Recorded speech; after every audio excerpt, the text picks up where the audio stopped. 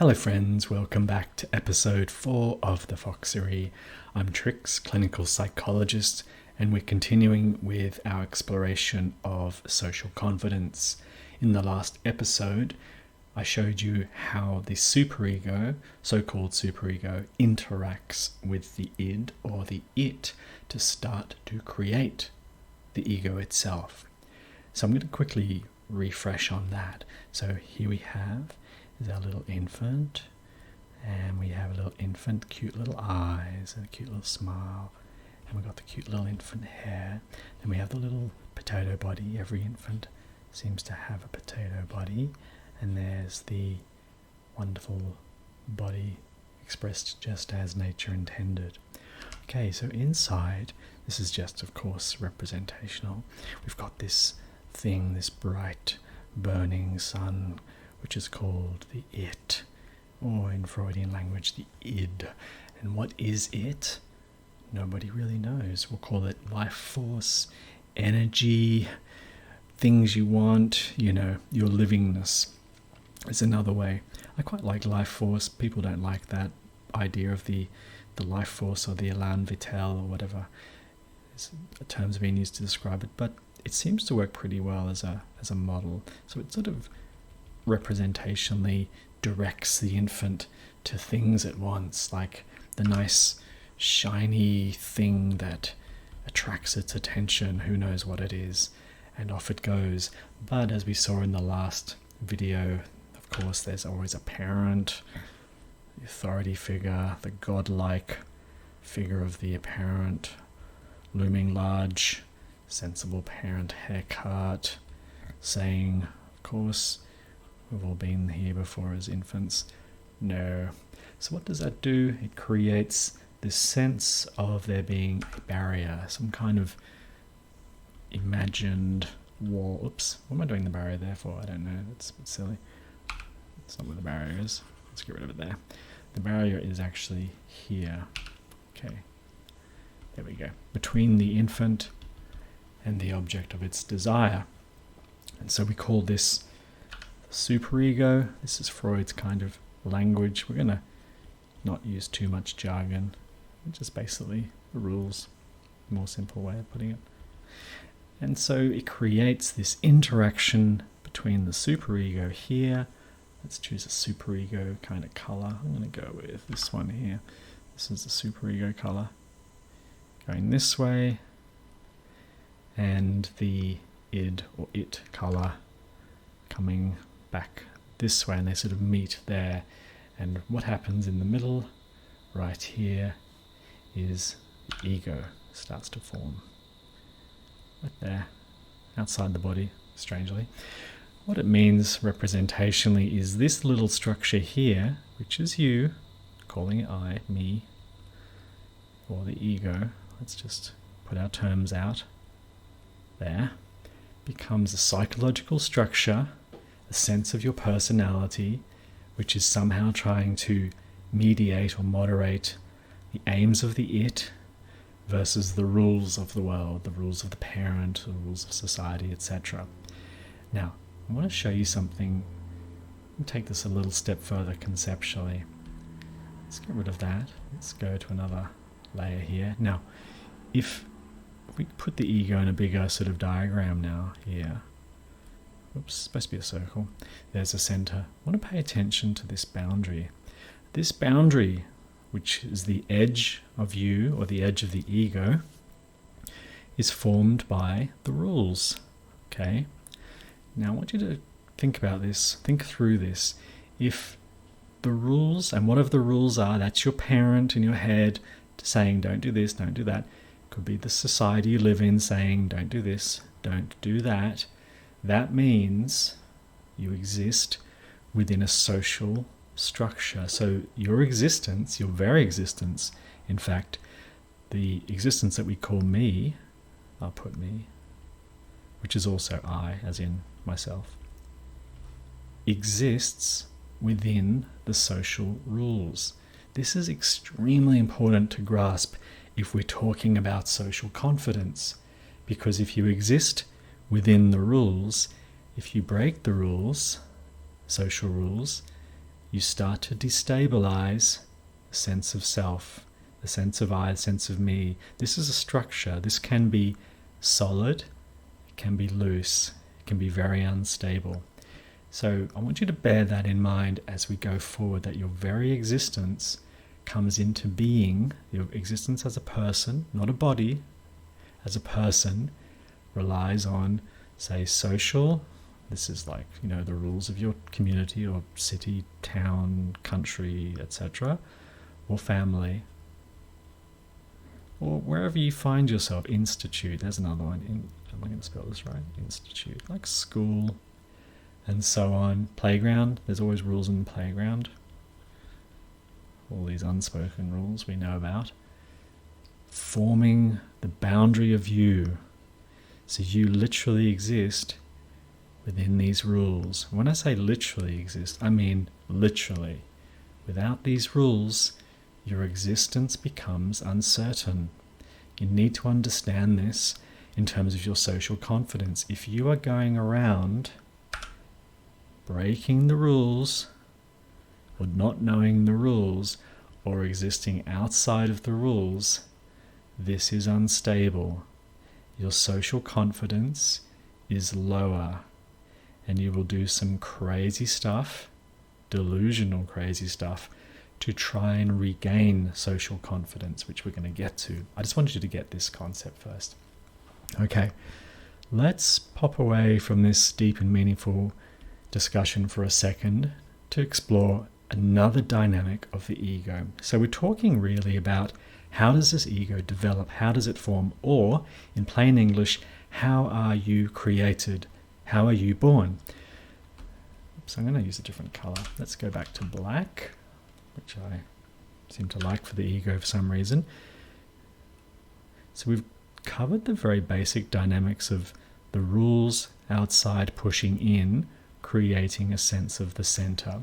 But I want to explore another dynamic which we don't often talk about, which is the ego within the unconscious. It's getting a little bit more advanced now, but bear with me. It becomes easier to understand. So we're going to call this like day one on Earth. Here we are, birth, I'm born. This is your body, by the way. And when you're born, there's no ego structure to speak of. Now, some theorists say there's this thing called the pre-ego.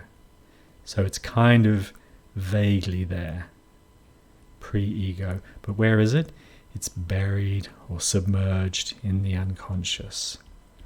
Okay, now, here's the thing that's a little bit conceptually tricky to grasp. We often associate this word unconscious with being asleep or being smacked on the head, and we fall over and we don't have any awareness. That's not what I'm meaning here. The unconscious is the part of the psyche that you're born with, that is outside of your awareness. That's all it is. It's just outside of your awareness. So if there's no ego, which is I or me, if there's no I, let's put it in brackets, there, then there is no awareness, or at least self-awareness of anything particularly. It's all just whatever's happening. So if you're a little infant, this is what's being suggested. Even though you're awake, like the infant is awake. So let's draw a little infant over here. Maybe try a different color. Let's go with, what should we color this infant? Here's a blue infant. Probably not healthy to have a blue infant. If you're watching this and your infant's gone blue, it's not a good sign. Okay, so here's a little infant with potato body. Okay, now this infant, say is, I don't know, a few weeks old, is said to be in the ego doesn't exist, but it's pre-ego. So this infant is in the unconscious, meaning its psyche or psychology is simply unconscious, even though it physically is awake. I hope that makes sense. It's a hard concept to explain. That's why I'm trying to use these little pictures. And so what it means is this infant is very spontaneous, and it also suggests that this unconscious is ruling the show. Now, we're going to throw in that other concept now, the Freudian concept. Let's put it back to yellow. This is the it. Okay, another way to say this is this pre-ego formation, which is not really awakened yet because it hasn't really developed, is submerged in this mysterious, unconscious or subconscious, if you prefer, it. And this is all it. Yeah, this is all life energy. And we notice that the infant is very spontaneous. It wants things straight away. It's very it-driven, meaning it wants stuff. And I drew this before in the last video. What does it want? Well, it wants food. What does it want? It wants attention. I didn't really mention that, but that's a massive one. It wants food, it wants attention, it wants shiny objects, and it wants stuff. And what else does it want? Control, power. I don't really think of infants wanting this stuff, but I can assure you it's in there. Okay, this is all it stuff. And this is, if you watch infants, you will just see them being completely driven to get all of this stuff. Okay, that's what infants want because they are submerged, or because their psychology is just it psychology or id psychology. Okay, now what happens developmentally is very interesting. This, let's go back to the black color, this pre-ego structure begins to sort of, we'll say, awaken, meaning emerge out of the unconscious. So let's do this diagrammatically. Let's just erase this thing here. Just gonna change my brush size. There we go. It's a bit small, but I can erase it. Okay, let's just shush this out. The shushing sound is the erasing sound. Okay. So as the infant develops, and I'll just get rid of this for a time being, something magical starts to happen, and that is the thing that was pre-ego before is now emerging out like this. There we go. So this pre-ego is starting to become the actual ego. Now, why do I mention this? This is the you or me or I or whatever we like to call this ego is waking out of the unconscious state. It's pulling itself away from the it. And the way it does that is it solidifies these boundaries. That's one dynamic we talked about. And those boundaries are solidified by what? Superego, which is the rules of where you live. There we go. And this creates a structure and a way for the ego to pull itself up out of this unconscious it world. And therefore, it still kind of wants this stuff, but now when the ego kicks in a bit more, it starts to use socially acceptable ways to achieve this stuff. So a person whose ego is developing well is managing to pull themselves out of the gravity of the it. This way, this is the struggle for the developing you. This is our struggle in childhood, to pull ourselves out of this unconscious world. Little kids are all into fantasy and magical things seem real. That's because they're immersed in the it world of the unconscious. But as they pull out, they become more sort of realistic, more linear, more logical, more in tune with time. Now you'll notice another thing. At the end of the day, when you're tired, we start to do a thing called regress. That's a technical word, but it means the ego just starts to sink back down into the unconscious. And we know it does this. Everyone's fallen asleep at the end of the day and gone into crazy dreamland. That's what this process is. The ego submerges again like that. Imagine it like a moon that sort of comes up over the horizon and then it sets down again over the horizon. That's another way to think about it. So in the next video, we're going to talk about how this process, this up and down process of the ego emerging out of the unconscious, also governs your social confidence. And that's all I'm going to say about it for now. All right, this is a pretty advanced concept and I pretty much blasted through it in 14 minutes.